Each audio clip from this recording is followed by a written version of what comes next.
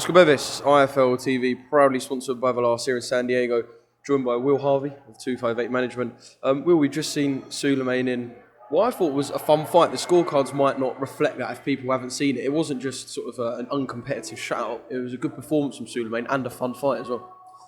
It was a fun fight for the fans. For me, as I was just saying to you off camera, is a horrible thing to watch. As our fighters move up the levels, I find it harder and harder to watch them as they're in more and more dangerous fights. But from a fan and a neutral perspective, unbelievable fight. That fourth round was incredible with both of the knockdowns. But outside of that, I thought Sully won every single round. He boxed the guy head off really, and looked fantastic. So all in all, very happy. I think he's obviously showed a lot of grit and determination as well on the side of him. That, you know, I know he went down in the Conway fight. It was more of a kind of a flash knockdown, thumb in the eye.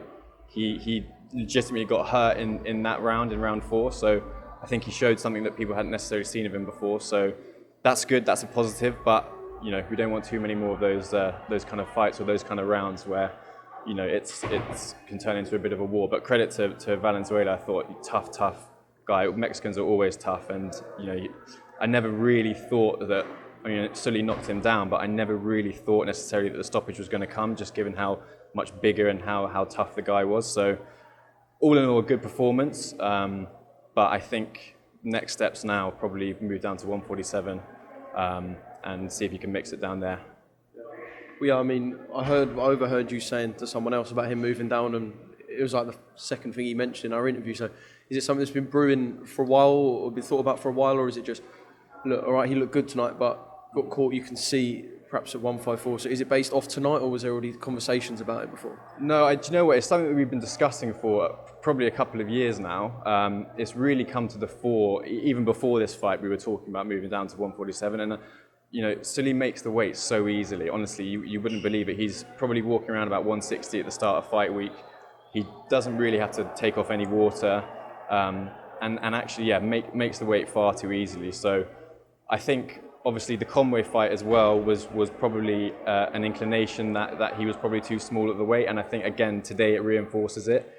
And you know, the reality is, Sully's in the ring probably at 160. These 154 fighters are going to be a hell of a lot heavier than that. Frame-wise as well, they're a lot bigger, so he's always going to have a physical disadvantage at this weight. So I think, you know, yeah, something we've been thinking about for a while, but today definitely kind of solidifies the need to move down, I think. If he is to, or when he is to move down, will he be jumping in straight away with kind of similar or opposition just above today? Because, I mean, I asked him in there, and this is more for you, about what you can do rankings-wise if you're moving down. Obviously, he's got that WBA belt, but I take it he'll go in with someone around that same level, raise it again. He doesn't need like a test to fight at 147. No, definitely not. I mean, there's an argument that says maybe we look, because I mean, firstly, we're going to try and maybe look to get him out in around June time, depending on when the AJ...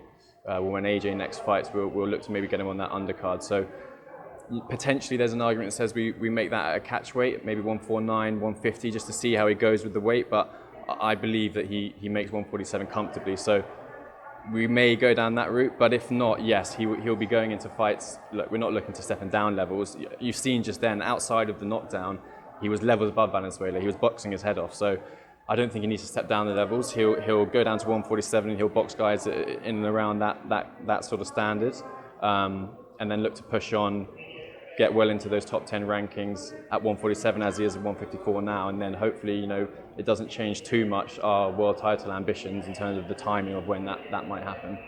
Some division, 147 as well. If you're going to win a world title, you have to beat someone good. Absolutely. You can't get gifted a world title at many weights, but definitely not a welterweight. It's a stacked division, isn't it? Absolutely stacked, and you're 100% right. You really got to earn it at 147, and obviously politically as well. I think, you know, the champions are predominantly with PBC and various other places, so politically it's a challenge, but obviously, you know...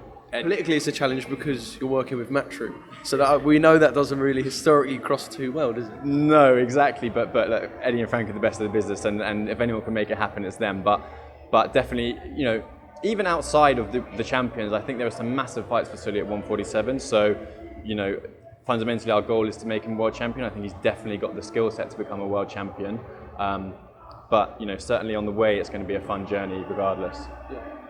You mentioned AJ. Going to have to ask you, obviously we've got to kind of speak about this with a bit of compassion.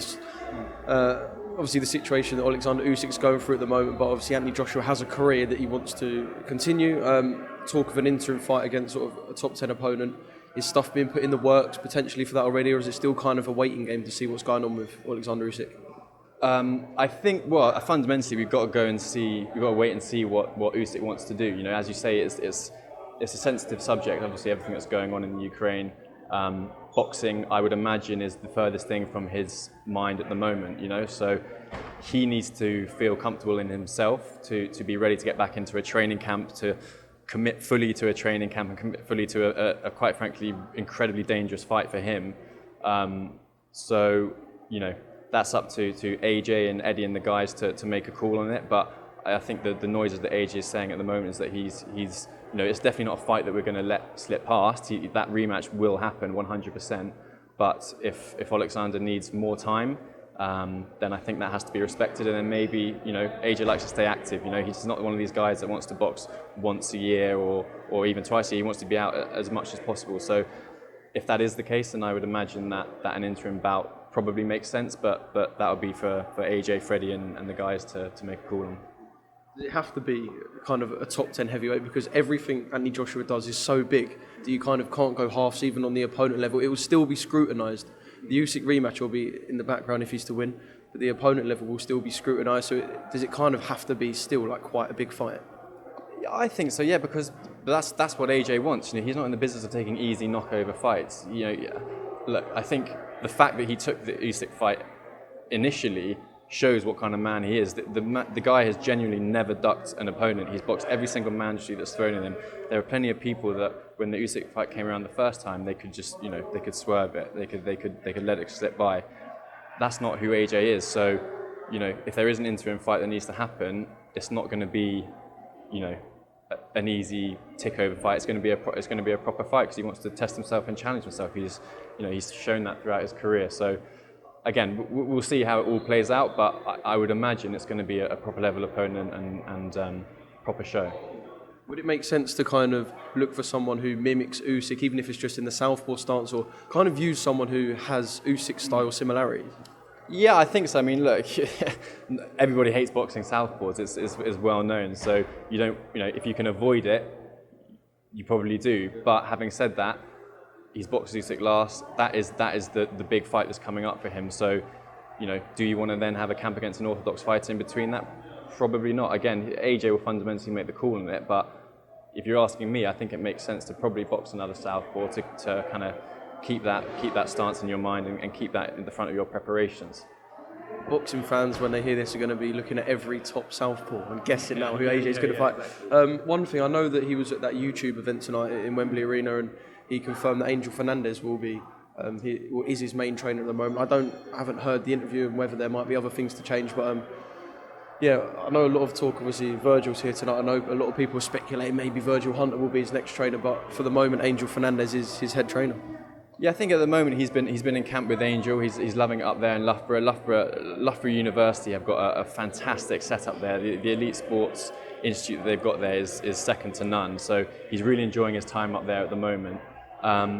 Look, AJ is the man in charge of his own career, and if it's Angel, then it's Angel, and that's fantastic, and everyone gets behind it. If it's somebody else, then it's somebody else. He's the one that will make the call on it. So at the moment, I think he's happy with what he's doing, but we'll have to just see how it plays out. Do you think perhaps he might be scrutinised in terms of people saying the Usyk fight didn't go to plan last time, so I think people kind of expecting him to flip the switch completely? Obviously, he's worked with Angel Fernandez before.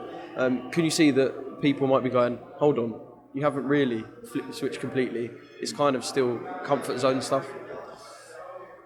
Yeah, potentially, but look, like I said, the thing is, boxers have managers, they have advisors, they have promoters, but nobody really knows what is best for the fighter than the fighter themselves. They know their body the best, they know what works for them.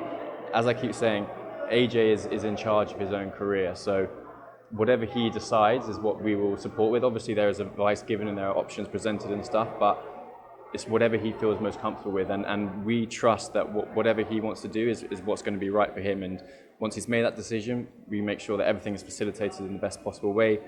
You know, he's going to be training at an absolute peak, and he's going to be as well prepared as fight as possible. But fundamentally, if people say he needs to change up the script or try something new, it's all outside noise at the end of the day. Do you know what I mean? He's the man that's in charge of his own career, and he'll make the decision accordingly. So whichever way that is, we'll find out. Just a couple more things. I won't keep you for too long. You're going to see JB. Is it next week? Yeah. Josh is. He's been in San Francisco for a while now. I think he went out there early January. Spent a lot of time with Virgil. Obviously, we've got a fight date to be announced very soon, I believe. Well, we've got the date, but it just hasn't been announced yet. So, but he's been out there for, what are we now? March. He's been out there 3 months already, and we're probably looking at getting him back in the ring around the May kind of time. So he's going to have been out there for a long time, and if you speak to him, it's weird. I've heard mixed things about San Francisco. I've never been there before, and apparently it's a really fun and exciting city. But you speak to Josh and you speak to Sully, and they say, "Why the hell are you going to San Francisco? It's like the most boring place on the planet." And I think that's because obviously they're shut away, they're training hard, and they're just living and breathing boxing and just working on their craft and improving. So for Josh, it's it can be maybe it's like slightly isolating out there for him. So with me being on the West Coast anyway, I thought there's no reason to not just nip up there on Sunday and spend a week with him training. So it's good. It's going to be exciting. I haven't actually been to Virgil's gym before, so it's going to be great to see how he works firsthand. And I've said that I'm going to go toe-to-toe with him training-wise, so whenever he runs, I'll run, whatever he eats, I'll eat, and we'll see how it goes. But yeah, I'm really, really looking forward to it. You're going to have to wait for a Will Harvey fight date now if you're training like that. You say a fight in May for Joshua Buatsi. Is it the one that everyone... I know you probably can't tell me now, but is it likely to be the one that everyone's been talking about?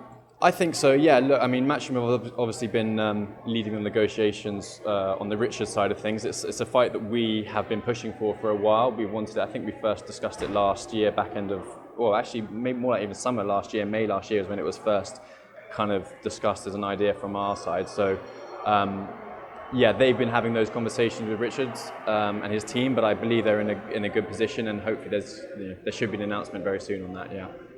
Just final one, Lawrence Okoli, a good win the other week. Where are we with, like I said, only been a week, but where are we with the Maris Breedis sort of contract and things moving forward?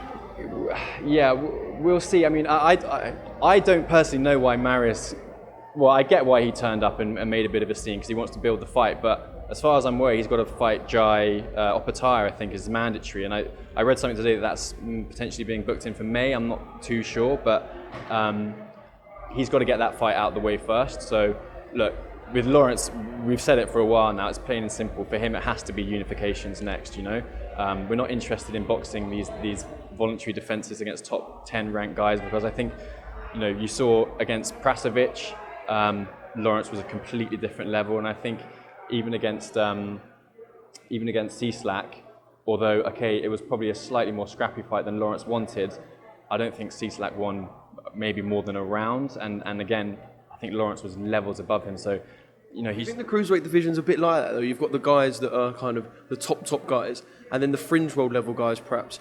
There's still like a level in between where there's not many fighters, really. Yeah, definitely. But for sure, I think the current landscape is like that. I do believe there's some really good, exciting young cruiserweights coming up. Chris Billion-Smith, obviously, in Shane's gym is a great prospect. Richard Rakpo coming up is really talented as well. He trains with Angel, so we know a lot about him. We also had David Naika, I hope I pronounced that right, in for sparring Lawrence, the bronze medalist.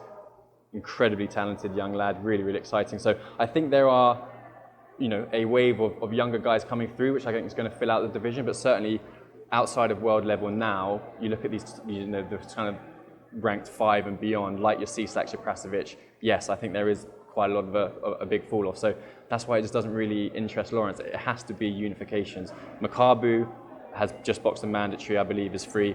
Gulamrian, I think, I'm not, with the whole Russia-Ukraine situation, I'm not sure if Urgarov, I read somewhere that the Urgarov fight has potentially gone now, given that they're not sanctioning Russian fights. So, and I think he actually called out Lawrence the other day with a quote. So as far as I can see, Gulamrian's free as well. So I would expect that negotiations and conversations will be had with both of their camps literally as soon as possible.